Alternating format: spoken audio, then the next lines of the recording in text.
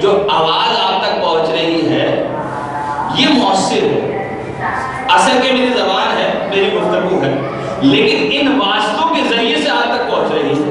ان واسطوں کے ذریعے سے آپ نے اندازہ لگایا کہ مسجد میں مجلس, امام بارگاہ میں مجلس ہو رہی ہے, کوئی پڑھ رہا ہے. یعنی مؤثر کے ذریعے سے آپ نے اندازہ لگایا اثر کا. یا اور مثال دوں, مثلا ابھی آپ یہاں بیٹھے اور آپ کو فائل کی آواز آئی, جیسے ہی آواز آئی آپ نے کہا کہ گولیاں چلی. یہ آواز مؤثر ہے, اثر کیا ہے وہ بندوق. یعنی ایک معرفت کا دوسرا درجہ یہ ہے کہ انسان مؤثر کے ساتھ اثر تک پہنچے, مؤثر کے ذریعے سے اثر تک پہنچے. تو استاد یہ کہہ رہا تھا کہ دیکھو کہ غیب پر یعنی جو چیز نظر نہیں آتی اس پر ایمان نہیں رکھنا. وہاں پر کوئی ایک عاقل بچہ بھی بیٹھا ہوا تھا, کلمند. اس نے کہا سر میرا ایک سوال ہے. کہا جی بیٹا کیا سوال ہے؟ کہا سر آپ کی عقل ہے؟ آپ کی عقل ہے؟ کہا ہاں. کیا میں بیوقوف نظر آ رہا ہوں؟ کہا سر دلیل کیا ہے؟ سر آپ نے ابھی کہا کہ جو چیز دکھائی نہیں دیتی اس پر ایمان نہ رکھو. آپ کی عقل کہاں ہے کہ ہم ایمان رکھیں گے؟ آپ عاقل ہیں. بھائی یہ حرکات و سکنات بتاتی ہیں کہ انسان جو ہے عاقل ہے یا انسان جو ہے وہ پاگل ہے.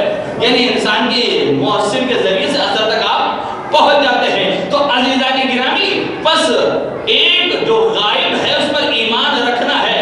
اب نقطہ آپ کے حوالے کر رہا ہوں, دیکھو آپ کی سماعتیں کتنی بلند ہیں. تو عزیزان گرامی یہ یقین رکھنا ہے, عقیدہ رکھنا ہے, جو چیز غائب ہے اس پر ایمان رکھنا ہے. کیوں؟ پروردگار اعلیٰ نے قرآن مجید میں ارشاد فرمایا ہے کہ یؤمنون بالغیب. یہ متقین کی ایک نشانی یہ ہے کہ وہ غائب پر ایمان رکھتے ہیں. بھائی غیب پر ایمان کیوں رکھتے ہیں؟ کہا صادق و امین رسول نے فرمایا اللہ ہے, ہم نے ایمان رکھ لیا. فرشتے ہیں, رسول نے کہا ہم نے ایمان رکھ لیا. جنت و جہنم ہے, صادق و امین رسول نے کہا ہم نے ایمان رکھ لیا.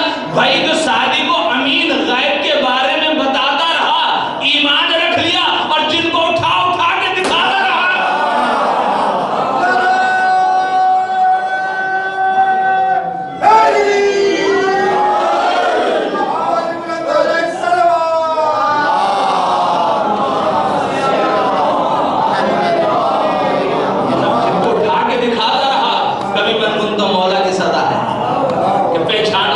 بھئی غائب پر تو ایمان رکھ لیا اور جن کو دکھاتا رہا ان پر ایمان نہیں رکھا. سلوات پڑھے نا مل کر محمد والے.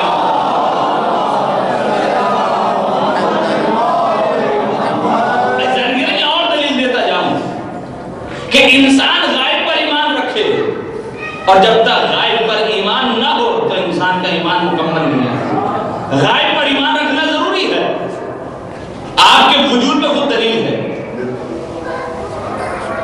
یہ آپ کے اندر روح ہے, کیا پتا نہ ہو, کس طریقے سے پتا چلے گا کہ آپ کے جسم میں روح ہے؟ بولا کیا دلیل ہے؟ ابھی آپ نے کہا ہاں ہے. دلیل کیا ہے؟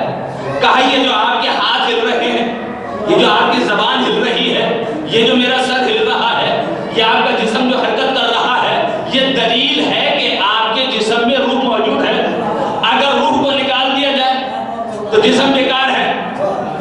بھئی جسم بیکار ہے تو ماننا پڑے گا جو غائب ہے اس پر ایمان رکھنا ضروری ہے. تو بس اب مجھے کہنے دیجئے, یہ چاند و ستارے جو باقی ہے, یہ آسمان کا شامیانہ باقی ہے, یہ زمین پر جو سبزہ اگ رہا ہے, یہ سورج کا نکلنا اور غروب ہو جانا, یہ چاند کا نکلنا اور ڈوب جانا, یہ اس بات کی دلیل ہے کہ آج کوئی اولاد فاطمہ میں سے غائب ہے جس کی وجہ سے ہم سب کو حیات مل رہی ہے.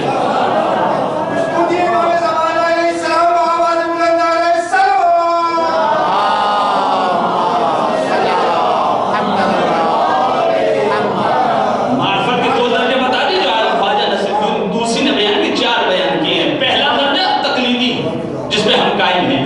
دوسرا درجہ کیا ہے؟ مؤثر کے ذریعے سے اثر تک پہنچ جائے. بھئی آپ کا جسم جو حرکت کر رہا ہے یہ مؤثر ہے, اثر دینے والا کوئی غائب ہے. بھئی یہاں پہ آ کے تو آپ تسلیم کرنے کے لیے تیار ہیں کہ کوئی غائب ہے, لیکن جب ہم کہتے ہیں کہ ہمارے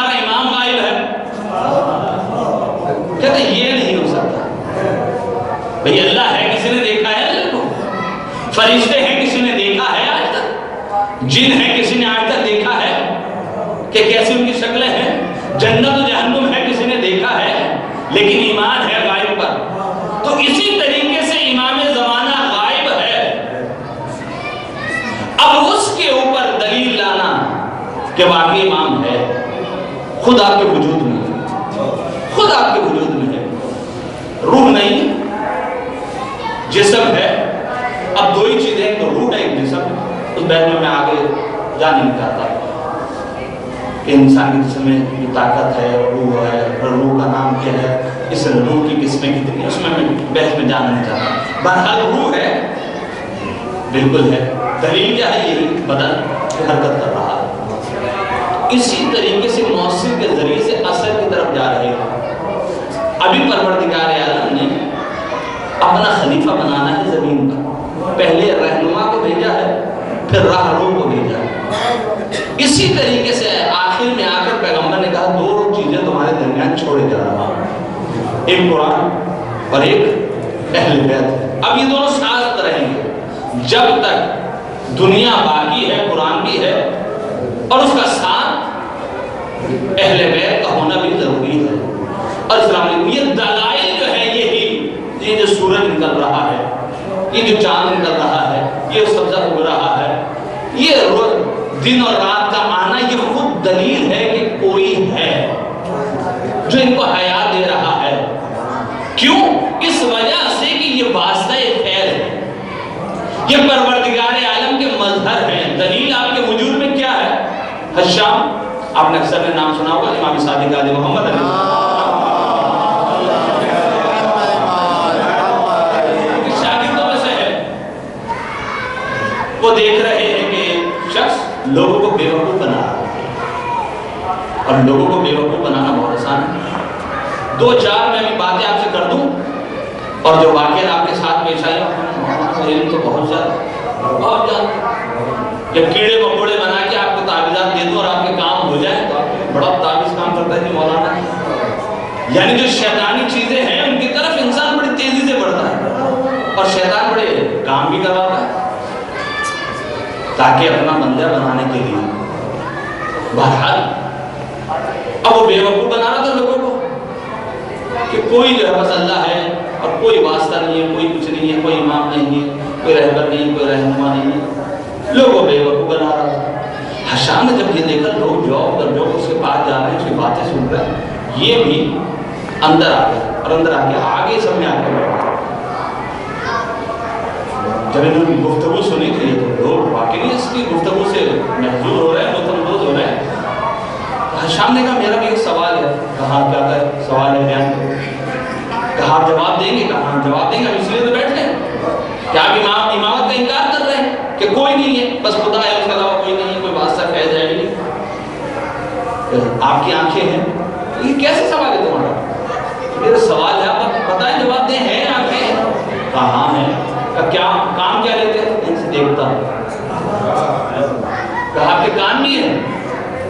پھر الٹا سوال کیا تم نے، کیا مطلب تمہارا؟ ہمیں پوچھ رہا ہوں، جواب دیں. کان ہے؟ کہا جی ہاں ہے. کیا کام لیتے ہیں؟ سنتا ہوں. کہا ہاتھ ہے؟ ابھی ہاں ہاتھ بھی. کیا کام لیتے ہو؟ چیزوں کا نرم اور سختی جو وہ محسوس کرتا ہوں. کہا زبان بھی آپ کی ہے؟ ہاں زبان بھی ہے. کیسے کیا کام لیتے ہیں آپ؟ کا مزہ چکتا ہے. کہا اچھا مزہ چکتے ہو. کہا آپ کی عقل بھی ہے؟ کہا عقل بھی ہے. کہا کیا کام لیتے ہو؟ کہا یہ جو حواس ہے نا میرے، جب کسی چیز میں کوئی غلطی محسوس کرنے لگتے ہیں، اسے جب بخار ہوتا ہے تو کھانے کا ذائقہ پتہ ہی نہیں لگتا. کوئی آواز سنائی دیتی ہے تو سمجھ میں نہیں آتا. بعض اوقات ہاتھ بھی نرم اور تیز میں جو ہے وہ خطا کر جاتا ہے. آنکھ دیکھنے میں بھی خطا کر جاتی ہے. کہا جب ان حواس خمسہ میں کوئی تھوڑا سا مجھے عیب دکھائی دیتا ہے، کچھ سمجھ میں نہیں آتا، تو میں فوراً اس کو کلک کرتا ہوں عقل کی طرف اور اپنے دل کی طرف. تو عقل اور دل کے سہارے سے دلیل حاصل کرتا ہوں کہ یہ چیز اصل ہے کیا. حشام نے کہا اگر تمہارے حواس خمسہ میں کوئی عیب ہو تو تم فوراً اس کو دل کی طرف بھیجتے ہو، اس دل سے اطمینان حاصل کرتے ہو تاکہ اس چیز کا صحیح پتہ چلے۔ جب ایک حواس خمسہ کے لیے خدا نے ایک امام تمہارے وجود میں قرار دیا ہے، تمہارے وجود میں ایک امام قرار دیا ہے کہ اس کے بغیر تم کچھ کام نہیں کر سکتے، تو اتنی بڑی کائنات کو پروردگار عالم نے بغیر امام کے بھیجی۔ اعزائے گرامی، بس امام کا وجود جس طریقے سے ہمارے جسم کے اندر ہے، جسے آپ کہتے ہیں دل کی دھڑکن، اگر یہ بند ہو جائے تو پورا وجود ختم ہو جائے، اسی طریقے سے ایمان کا وجود ضروری ہے۔ اس کیوں؟ وہ واسطہ فیض پروردگار عالم ہے، وہ وہاں سے لیتے ہیں اور یہاں تک پہنچاتے ہیں۔ اور اللہ نے کہا کہ بس آخری گفتگو کر کے سلسلہ گفتگو سمیٹ رہا کہ یہ ہیں ہستیاں بہت بابرکت، لیکن یہ ہستیاں رب نہیں ہیں، جو آج کل ایک نعرہ بلند ہے کہ علی رب کے نعرے بلند کیے جا رہے ہیں۔ علی رب نہیں ہے، اللہ علی ہے، لیکن علی اللہ ہے، کیونکہ اس کے ناموں میں سے ایک نام ہے کہ بلا هو العلی العظیم، ولی عظیم ہے، یعنی اللہ علی ہے لیکن علی رب نہیں ہے، اللہ نہیں ہے۔ اگر بالفرض علی اللہ ہو جائے، مان لے علی اللہ ہو گیا، علی رب ہو گیا، تو پھر علی کی کوئی فضیلت نہیں ہے، علی کی قبلہ کوئی فضیلت نہیں ہے۔ باب خیبر کو کھاڑنا کوئی فضیلت نہیں علی کی، یہ تو خدا کا کام ہے، وہ کھاڑ سکتا ہے۔